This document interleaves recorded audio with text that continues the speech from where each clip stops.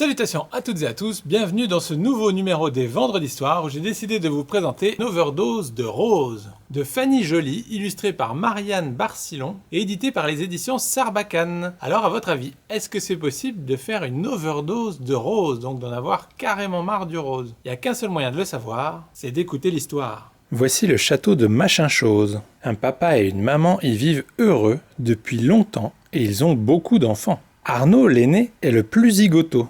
Basile le second, le plus agile. César le troisième, le plus flemmard. Dagobert, numéro 4, le plus tête en l'air. Vous cherchez le numéro 5 ? C'est Évariste, le plus artiste. Quant au sixième, Fernand, il est clairement le plus gourmand. Avez-vous remarqué quelque chose ? Tous les enfants Machin-Chose sont des garçons. La descendance est assurée. L'animation aussi. Parfois même un peu trop. Certains soirs, les parents rêvent d'avoir une fille. Oh oui, une fifi douce, calme, obéissante, gentille et mignonne, choupignonne, trognonne. Un matin, joie énorme, jouer au bois, résonner trompette, youpi youpa, bravo hurrah tralala. Madame Machin-Chose met au monde une fillette. Les parents proposent de l'appeler Rose. Ok les garçons ? Personne ne dit non. Le rose est la couleur des filles, à ce qu'il paraît. Les 8 Machin-Chose s'y mettent. En moins de temps qu'il n'en faut pour l'écrire, la chambre de Rose bénéficie d'un équipement 100% assorti. Mur peint en rose, rideau rose, peluche rose, lit rose, garde-robe rose, poussette rose, vaisselle rose. Et tous les neuneux, fleurs, barrettes, joujoux, bijoujou et gadgets qui vont avec. Rose grandit, ravissante et bien coiffée. Elle ressemble à une poupée. On veille sur elle comme sur un trésor. Elle ne doit jamais se salir. Elle doit rester toujours parfaite, comme si une cloche de verre l'enfermait. Un matin, Rose ose pousser la grille du parc restée entr'ouverte. Waouh, c'est beau dehors, plein de trucs nouveaux et multicolores. Les frères jouent dans le champ voisin. Rose les rejoint, ils ont la bouche pleine de mûres. Tu veux goûter, Charlotte ? Bien sûr qu'elle veut. C'est délicieux, puis quand ça s'écrase sur ma robe, c'est super chouette en plus. S'émerveille la fillette. Maman Machin-Chose surgit affolée. Au secours, sauf qui peut, qui a laissé échapper ma Rose. Elle est affreusement cochonnée, c'est affreux. La fillette ne comprend pas tous les mots, mais elle déteste se trouver ainsi soulevée, emportée, douchée, séchée, coiffée, rhabillée et accessoirisée, en rose bien sûr, des couettes aux sockets.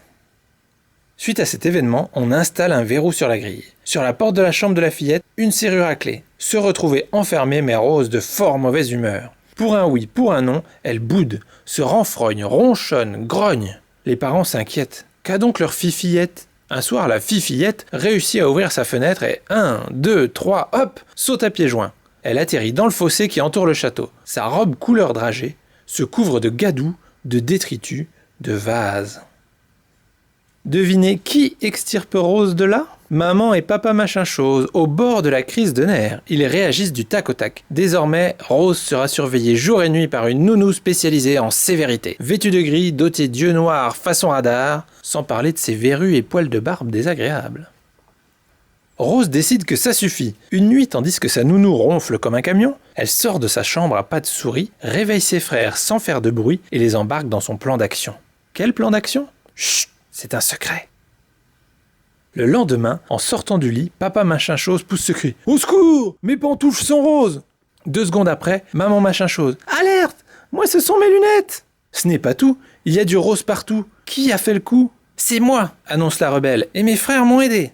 Elle nous a obligés, précisent ces derniers. Et vous voulez savoir pourquoi ? Explose Rose. Parce que j'en ai ma dose de votre rose. Si vous l'aimez tant, gardez-le pour vous. Sur le coup, les parents Machin-Chose sont choqués. Ils se sentent tout chose, comme qui dirait.